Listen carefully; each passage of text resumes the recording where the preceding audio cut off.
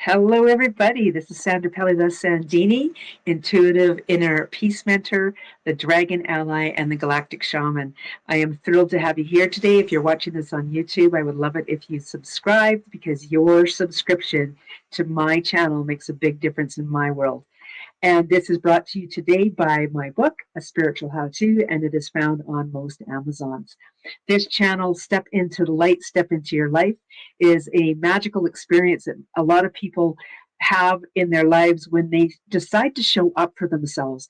And this is what I'm doing. I'm interviewing people who decide to show up for themselves. Hello, everybody. I am once again very, very excited to have such a beautiful guest with me. She's been a guest on Dragon Tales. And so, stepping into the light, stepping into your life is a beautiful place for her to be at as well. And before we really get into introducing her, this is the beautiful Barbara. I would love to just bring us into this space together. So, let's just take a moment to close our eyes. If you're driving, please wait until you get home to do this or wait until you get to a good space. For those of you who aren't, take a moment to take a breath. Actually, take a few breaths.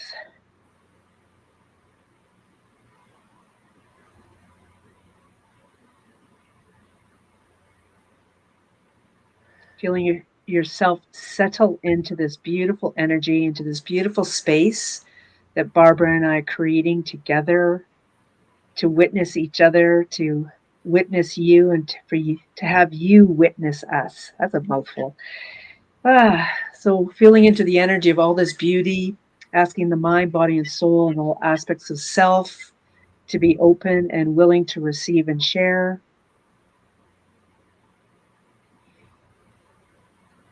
Asking to accept, trust, and believe. And calling upon our compassionate spirit guides and way showers to deliver to us the questions as well as to have us hear what we need to hear during this space. And is there anything you would like to add, Barbara? No, I can just say that the dragons are just saying welcome and thank you for inviting us. Beautiful. And so it is. Wonderful. Thank you so much. Barbara Worsley, East Coast Dragon Lady. So magical. So very, very magical. I got to know her through the Dragon Thunder. Gosh, my mind. I got to know Barbara through that beautiful website and Facebook group, Dragon Thunder. But we've developed a beautiful relationship and a friendship now, and really have been sharing space together in such beautiful ways. And once I had her on the Dragon Tales episode, I really felt she needed to come back. The whole purpose of the Step into the Light and Step into Your Life is to show people that you can tap into the different things that are all around you and really begin an entirely new life. And I think that'll become really clear when I read the short bio that Barbara's provided me with. And I really wanted to share her here because I had her on my Dragon Tales, and I realized that she's a really good example to show people that we can be having one entirely what people would call a normal or regular life, and then suddenly become off in this other entire direction, which really provides a wonderful opportunity.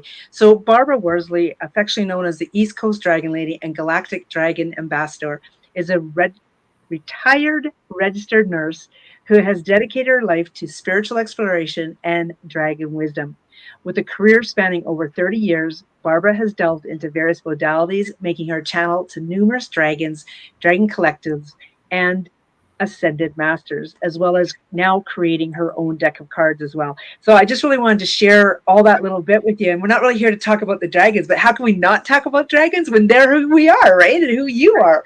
Right, exactly. Yeah, exactly. Yeah. And I think you're right. Even though we're not here to talk about dragons, I think they're becoming very popular. More and more people are saying, hey, what's this about dragons? And if you are on the Dragon Thunder Facebook page, I mean, there's people each day are saying, I'm brand new to like dragons have suddenly appeared. I don't know where to start. So, we can't really avoid avoid them, and they're actually happy about that. They're actually, Very yeah, much so. right. That's Yeah. why we're here. Yeah. Yeah, exactly. So, as mentioned, this is step into the light, step into your life, and you went from, the, um, I won't say the simple life of being a nurse by any means, because being a nurse is not a simple life. However, you went into retirement, and what happened during that? What happened to, like, were you already into the modalities and the spiritual work before you retired, or was it all of a sudden? What happened there? So I say I retired because when we moved to the United States, which was the early 90s, which was 33 years ago, which I can't believe, I actually, we moved here. Well, we moved here we thought for a couple of years. So my now ex-husband and myself and my two very young children, we thought we can go to the States for a couple of years and then we'll come back and, just be an adventure. Well, all sorts of things happened. There was just things happened, and it wasn't what we decided in the end. Going back to England was not going to work for us. So we stayed here, which then put me so I was still a registered nurse. And then when I looked into, was I going to work here as a nurse? There was all sorts of complications. So I stayed home for a while. My kids were still young. And then I started, just finding other things to do. And I want to say it was probably a good, it was late 90s. I actually got divorced. And from there on, I just said this the other day, it was like I was shot out. I felt like I'd been held back. And suddenly I was like just shot out into the universe. And I hadn't done any of the modalities that I now do. And I started looking for, and things would come up as like coincidences. Somebody said, I was doing a class and somebody said, oh, one of our trainers is a Reiki master. And I said, I don't know what Reiki is, but I think I need to do it. So I did, went to Reiki and said, oh, this is really cool. This is energy. And then I went on to other things and sort of found myself trying different modalities, what spoke to me, what didn't. And just really sort of embraced everything that I could. And in that time, Merlin appeared to me.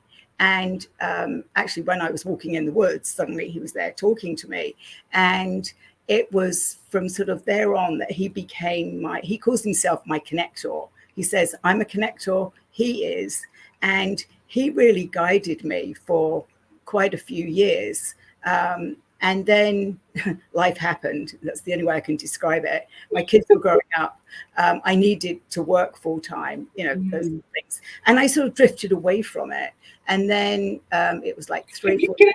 Yeah. Can I just stop you right there, because you just said a whole lot of information, and I just want to hone in on a couple really key moments, because this is step into the light, step into your life, right?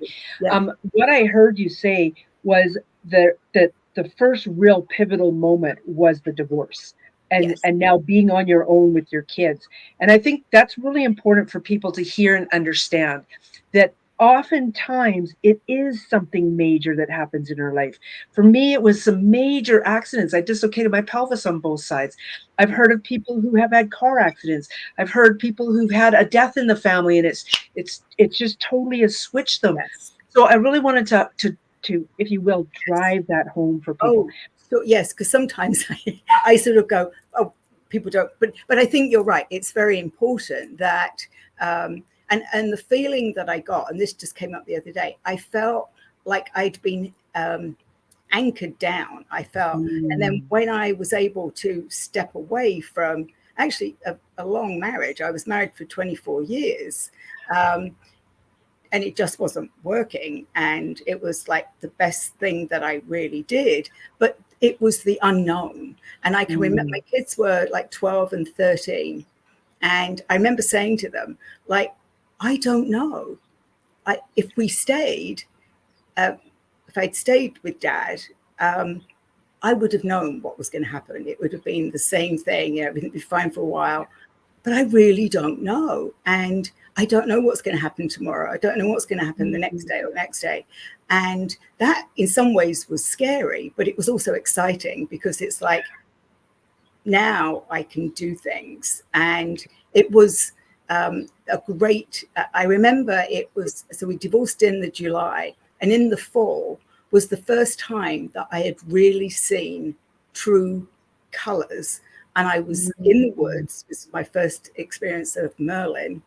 And I remember thinking to myself, wow, I didn't realize all of these beautiful colors. I live in the Northeast, the United States, and we have beautiful falls.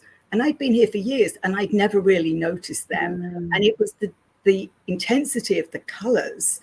And I think that's what Merlin appeared for that reason, because I was saying, wow, these are amazing. And he was like, yeah, isn't it? Like, yeah. And I'm like, wow, I've never seen it. And it was like, no, now you're on a journey. And okay, I want to say something to this now too. Thank yeah, you for letting me interrupt you.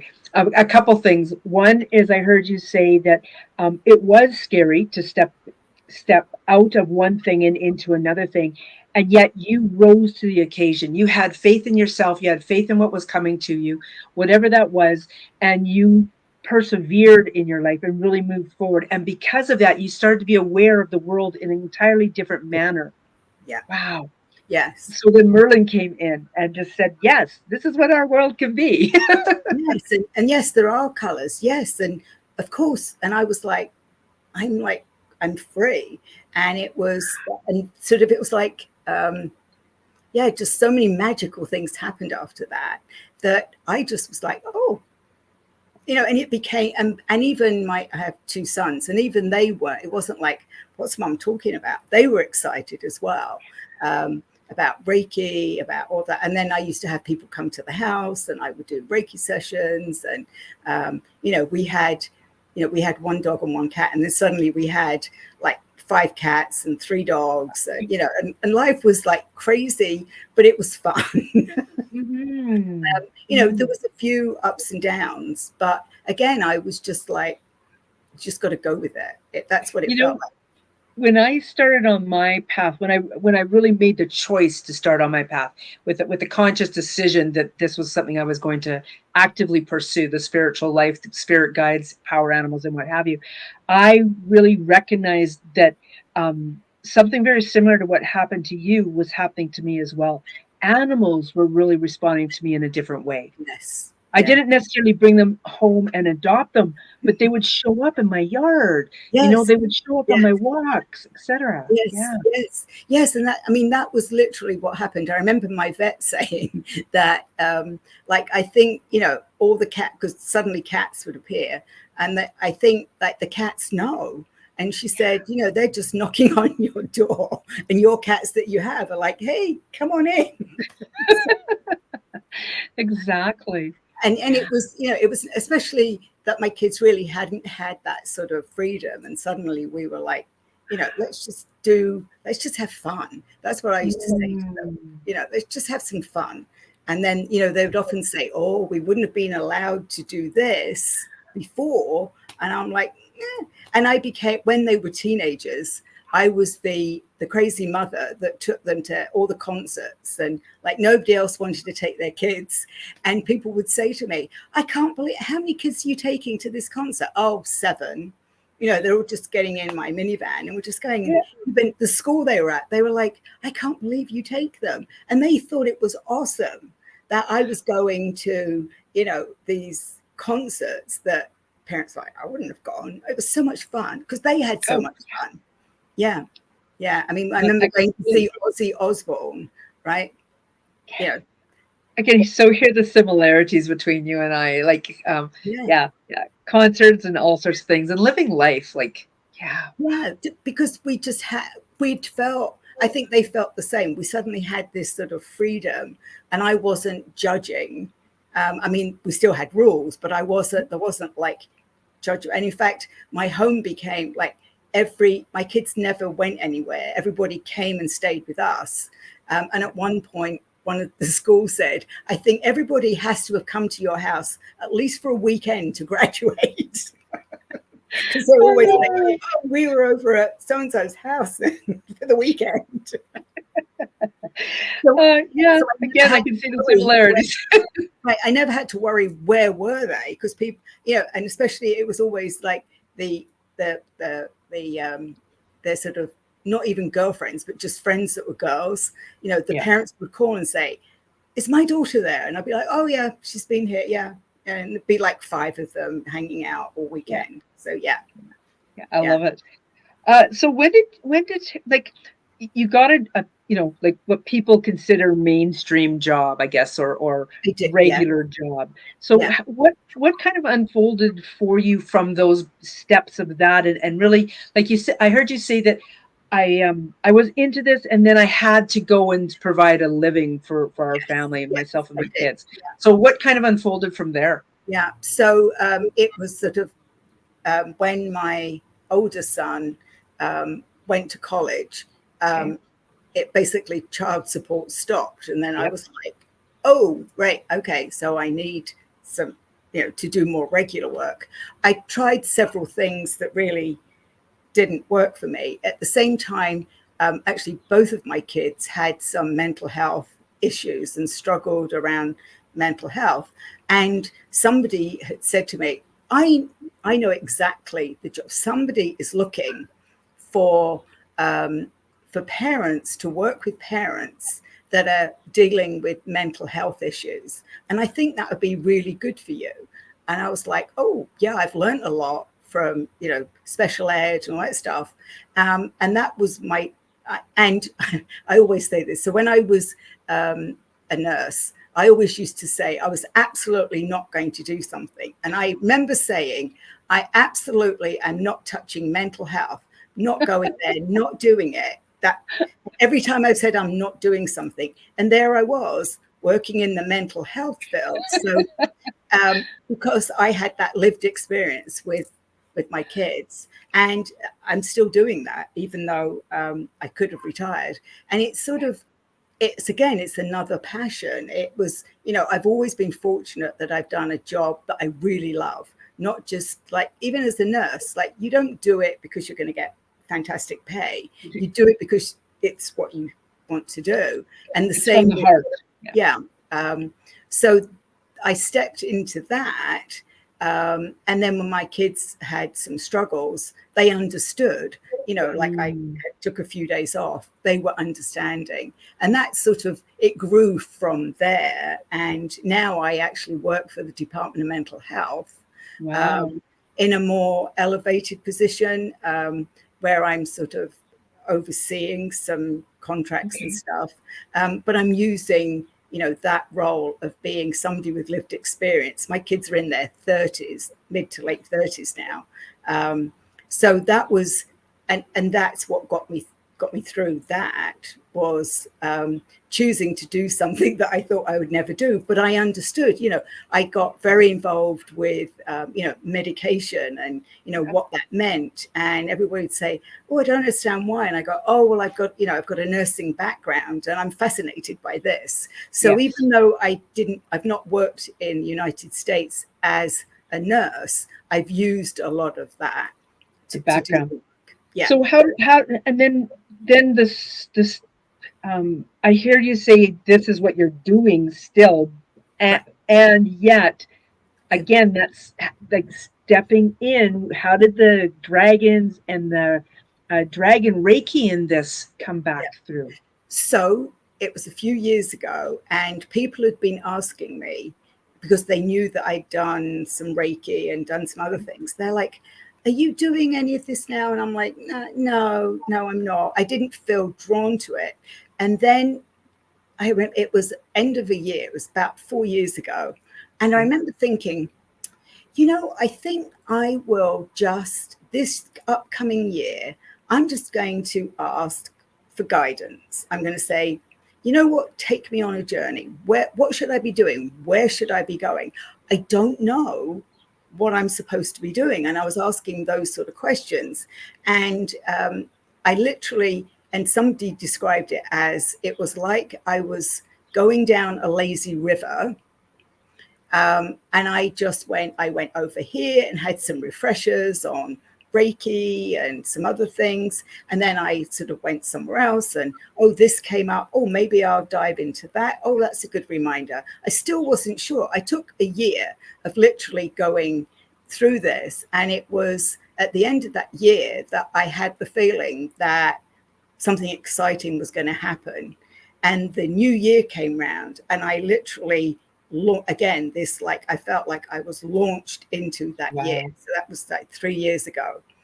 And I'm still saying, I'm not sure what this is, but I think I need to look more carefully at maybe Reiki. So I did Holy Fire Reiki. I took those 2 levels. And then the first Dragon Thunder happened, which was a year ago. And again, there was about 5 of us that thought we were just going to do this. And I suddenly started meeting people after Dragon Thunder who were connecting with me and saying, I'm really fascinated about these dragons. I'm doing Dragon Empowerment Reiki. I'm doing this Reiki, and it all involved dragons. And I'm like, and there was one person that I felt drawn to doing that particular thing. So I actually took he's now my Dragon Reiki master, Dragon Empowerment Reiki, and I've done level 1 and 2. And the dragons by that time were saying to me, and they have been very prescriptive, and they said, this is what you are meant to do. You're meant to teach this, not necessarily do I am using it as a healing modality, but they were like, no, you need to do the teacher master level because you need to teach this. And I was like, okay, so that's on my list. And it was sort of just before Dragon Thunder was when I encountered my sky dragons who had showed up. So as I say, it was this journey of a year of where's it going to take me? And I hadn't even admitted that I was a channel. I used to say that I did automatic writing because I used to write everything. And I was with this particular group, and it was right at the end of an hour's channeling that she did. And I didn't think I was going to get a message. And she she looked straight at me and said, why are you ignoring what you should be doing? And I'm like, I'm not sure what you're talking about. She was like, you're a channel. And she then turned to about 30 people and said, Barbara channels ascended masters and angels. And I was like, I'm a channel. And the minute I said that, oh, I'm a channel, and embraced it, it literally the floodgates opened. And I was channeling galactics. I was getting messages from galactic planets and things. And I was like, whoa, this is amazing. But I'm so much. Yeah.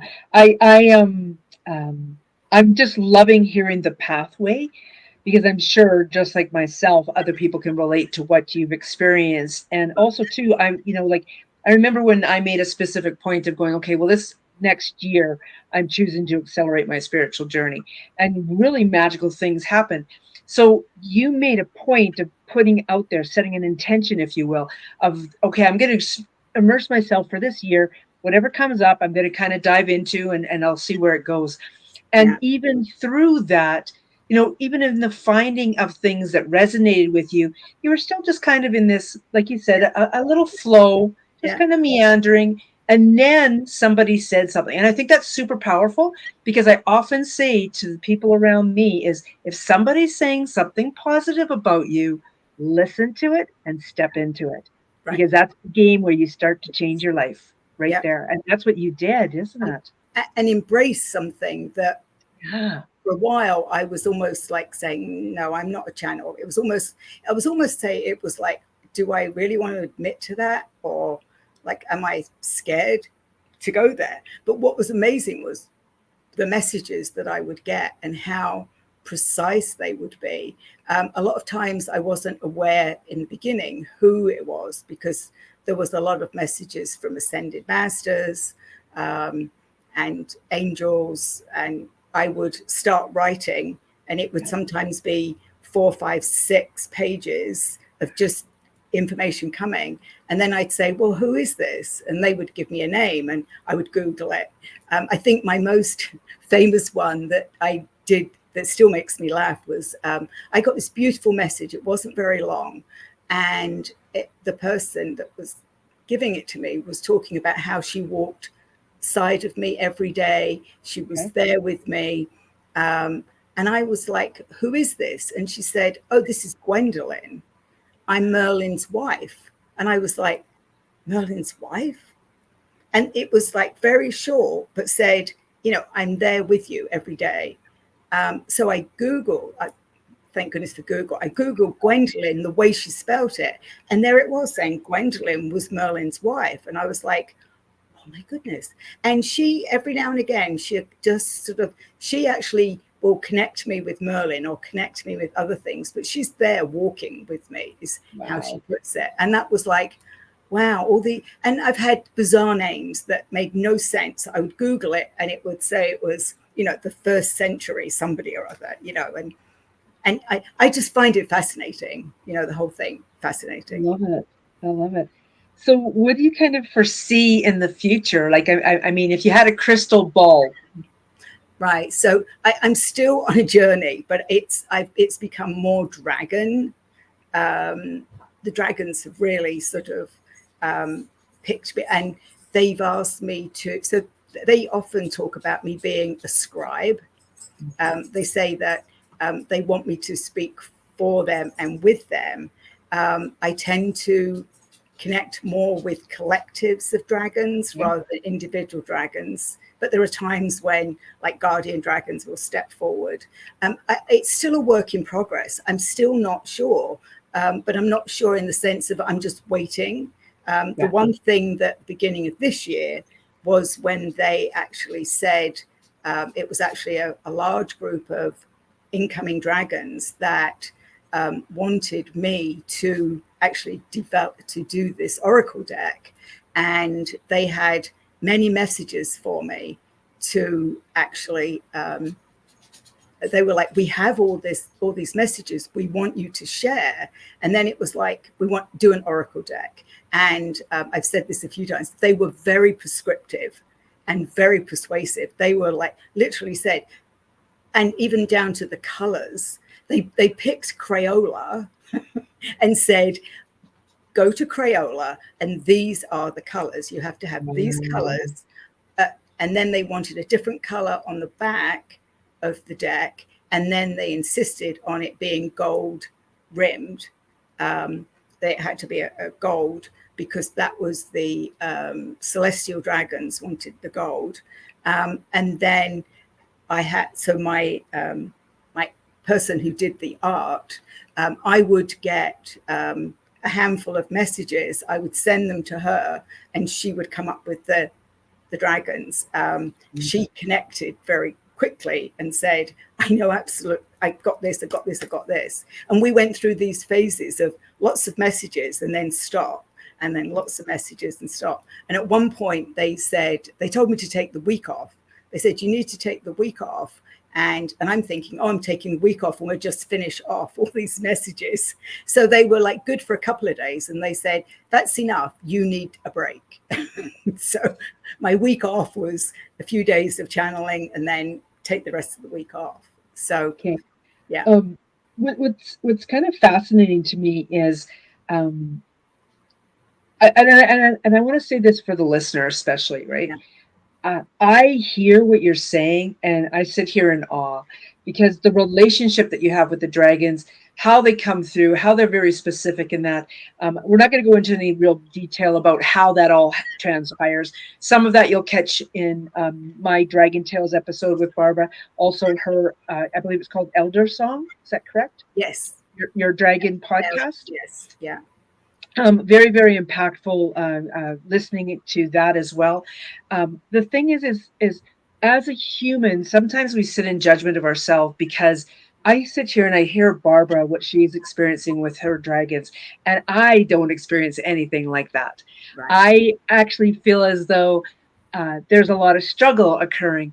And yet I'm really recognizing my pathway through that, because this is my pathway. This is my journey through this. And I think we have to be able to be okay with someone else having this type of experience, and some of us have this type of experience. And I don't sit in judgment of myself that my experience isn't as wonderful as yours. I'm in awe. Like, seriously, I have dragons all around me. I have a crystal castle right here. I have like what I do when I do pyramid power cleaning, the things that happen to me is so magical. And so, therefore, I do not sit in judgment of myself over what you get, Barbara. But it's so easy for us as humans to do that. Yeah. And I think, and they often say that they're like, we ask for, we're humans, and it isn't always necessary. Like, lots of people ask me, I want to know the name of my dragon. And they say, and actually they're very funny. So when I asked that particular person said they wanted to know their dragons, or I said, can you tell me who you are? And they were like, it's a very human thing to want to name us. Okay, you want some names. So then they were giving me all these really old-fashioned names, like, I get Herbert. yes. I mean, and they were laughing. They were saying, okay, so I'm Mildred, or I'm Gladys. And they were laughing. And they were like, well, you wanted You want a names. name? And it Yeah. isn't like, it doesn't matter. I mean, some dragons and some people, they really want to name the dragons. They've just said, okay, we'll give you a name if that's what you want, but we don't need to be named. Yeah. Yeah. They actually transcend They do. that. They Yeah. do. And also, too, um, the energy of what I feel about dragons. And like I said, we can't help but talk about dragons, right? The energy that I feel about dragons is that um, because of what they encompass, what they are, how they can present themselves in so many different ways, that their name would probably come through more as a frequency than something that the human ear would say that's a name. Oh, yeah. So I don't speak light language, but lots of people do.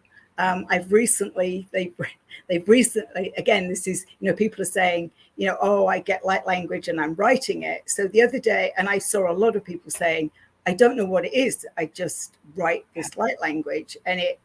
So I asked them, I'm like, okay, so what are you saying? So they said, okay. So they gave me it, what words, and then they gave me the symbols. And I know lots of people that actually speak it. I don't. But most of the time, the dragons say, just ask us. That's all you have to do. It's not a big, like, oh, we've got to go and do all this stuff. It's like, ask us, we'll share it with you. So I always say that, like, we need to ask them. Like, if you don't know what they're saying, ask them. Yeah. So in July of 2024, I was doing the pineal chakra activation. This is a monthly thing that I do. It's available on my YouTube channel, Sandra Pelly the Sandini. And during that pineal chakra activation, um, I actually channeled a dragon's light language. And the people who were actually in the group as it occurred all bore witness and recognized the sound of my voice, how it had gone way lower pitched, and all this shifting in that had happened. And I had attempted to do this in the year before, except that I was of the mindset that there's no way that my throat could adapt to the language that a dragon could do. And so to just be in the natural flow of the pineal chakra activation, where I am doing light language anyway, often, this dragon came through. And I could feel the energy of him. It was just really, really empowering. I love where this conversation has been taking us. This is so magical. Yeah. Yeah. Yeah. Yes. And, and I love to, and in fact, when you hear people speaking like language, it's very similar. And I don't think it's that difficult to actually know what they're saying, because it's almost like you feel it, right? That's it. Feel the it. vibration. You feel it. So, and I think you're right. Some people get that. Some people don't. It's not for me, but certainly writing it. And I actually found a whole Facebook page where people have been writing the same as I Wow. have, and it looks like. So I did a while ago. I did some work with Kelly Springer, and one of the things that I got was we were doing an activation. We were going to the temples, and I suddenly was given this gift of being able to draw the gateway into this, and it had all this light language. And then somebody wrote it the other day, and I'm like, oh, I recognize that. That was one of the times that I went into the Temple of Light, and it was all these light codes. I'm visualizing it. I'm Yes, visualizing it right now. Yep. yeah, yeah, because I often visualize. When I hear it, I almost feel like I understand it. Yeah. Yeah, Yeah. Very much so. Yeah. yeah, We've kind of come full circle. We've talked about where you started. We've talked about the things that you're still kind of in the process of doing, and also your modalities and about dragons and energy.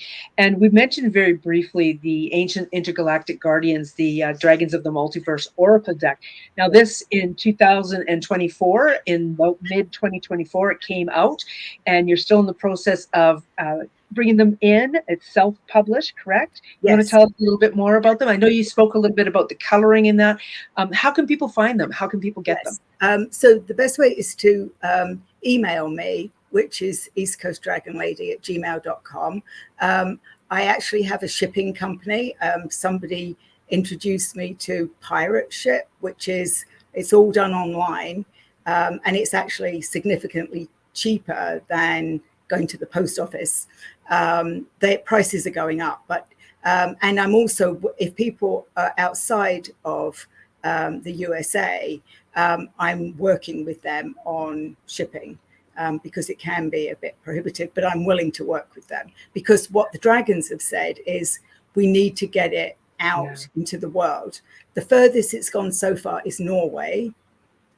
Several people in Germany have bought them, and a couple more are going to, and England. So, and Canada. I know you um, Yeah. yeah, Canada. Several people in Canada have them. So it's going to take time. There, as I said, because I channeled them, even when I like pull a card, I still have to read it. It's not like ingrained in me. I still have to read what that was, and I sometimes like go, "Wow, did I write that? Oh yeah, that was," because it's like I'm reading it for the first time. It was, as I say, it was interesting that they were very prescriptive in what they wanted and what they wanted me to say. And it was the ancients and the guardians were the Mhm. main, because they had come from many years. It took them many, many years to get here. And Yeah. as they were coming, they were talking about how they or why they were arriving. And, people talk about guardians. They say, we're dragons, but we're also guardians. And the elders, it's embracing those of us that are getting older instead of saying, oh, I'm old. It's like, no, I'm an elder and I have Yeah. wisdom and I can share this. I can channel it. Things that I get, I can share with people, and it makes sense, right? Yeah. So the reason they wanted me to do it was they had these messages that they felt were very important for this year, for 2024, I and love it. yeah, I'm really looking forward. My cards are winging their way to me. I'm hoping they're in my mailbox right now as I speak. Having said that, I'm really looking forward to connecting with this deck. I always interview the deck even so that I develop a relationship right off the bat yes, with the decks, and um, like I'm just filling into the energy of this ancient intergalactic guardians because of a dragon that I specifically have witnessed coming from wherever it's come from, and it's massive. Like its head is the size of Earth or bigger, actually. And I'm just really looking forward to having more connection with this. And I love that this deck of cards is a really beautiful way in to do that. As mentioned, you guys, you can get them by emailing Barbara here. If you are not sure, if you just type in East Coast Dragon Lady, you can even her pop-up message on her website, you can chat with her there or yeah, leave a message through that chat. yeah, You can access Barbara, very easily to get these cards, get them coming to you. And if by the time you listen to that, she's on her second or third deck, so be it. You'll be able to have access to those as well. Yeah. Any final words? No, I think just thank you for inviting me again. And as you said, we were not going to talk about dragons, but the dragons were like, no, we've got a different idea here. But I do think that I would say that nothing is impossible, right? I think, I think when we've embraced that and said, you know what, I'm open to what is out there and what I'm supposed to do with it and go with the flow, everything's magical. And yeah. I'm just going to kind of wind up by saying that a couple things happened. One was a major life event occurred, a decision on how to react from there, stepping into that with joy in your heart and wanting to have fun in your life, and really letting yourself follow that and setting the intentions. Such a beautiful, beautiful example. I knew you were perfect for this. Thank you so much, Barbara, for being here. And I look forward to all of our endeavors together. Yes. We've got some things coming up. Yes. So thank you. Yeah. Thank you. I love the dog because I truly believe dogs are about being heard. Right. Yeah. He's not said anything. And suddenly he's like, okay. Okay. Have a magical, magical day. Thank you so much, Barbara. Thank you. And if you don't, let me know if you don't get your Yeah,